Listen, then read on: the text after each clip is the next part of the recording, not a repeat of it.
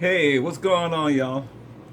It's Ted E. Fame coming back to you again with another episode about my life as a member of the Platters. Well, this particular episode, I'm going to talk about the day when I quit singing with a legendary rock and roll Hall of Fame group, the Platters. It was April of 1992. The Platters was booked to perform in Singapore along with the Coasters and the Drifters. This was my 10th year in the group. Our opening night was sold out with all the Singapore press in attendance. The Coasters opened the show. The second act was the Drifters. And of course, we were the headliners, so we closed the show. It turned out to be one of our best opening act night performances ever. The next day, there was an article in a local newspaper about our performance. And they mentioned me in the article and how I really excited the audience that night. Well, later that day, the club owner asked to have a private meeting with me. Wonder what that was about. He wanted to know if I was interested in being booked there as a solo act with my own band. The only stipulation was, he said, in order for him to book me there, I would have to leave the Platters. Wow.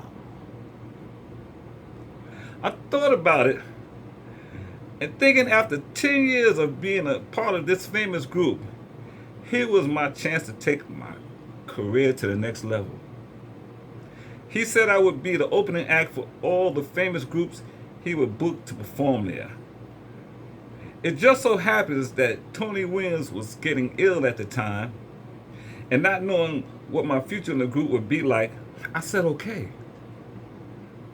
It just so happens a few months later, Tony Williams, lead singer of the Platters, died. So now that I got my second chance for my big break to be booked as a solo artist, the club owner offered me $5,000 a week. Wow. With a 1-month option. So after the tour was over with the Platters, we came back home and I had to let them know of my decision. With Tony being ill and all, and not knowing when we would work again, it wasn't a bad choice. But it didn't go over too well with the rest of the members of the group. They felt I was turning my back on them when they needed me the most. After 10 years, I felt I gave them everything. Everything I had, man. Yeah, they made me, but in turn, I gave them something too. At least I felt that way. While I was in rehearsal with my own band preparing to go back to Singapore, I got the bad news.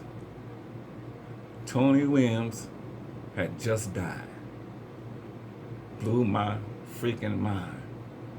I knew he was sick.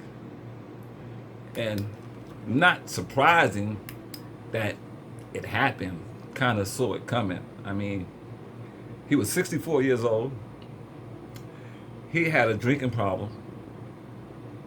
He had some health problems. I don't know exactly, and can't be specific what his health problems were, but he had some really health problems because he was always in and out of the hospital.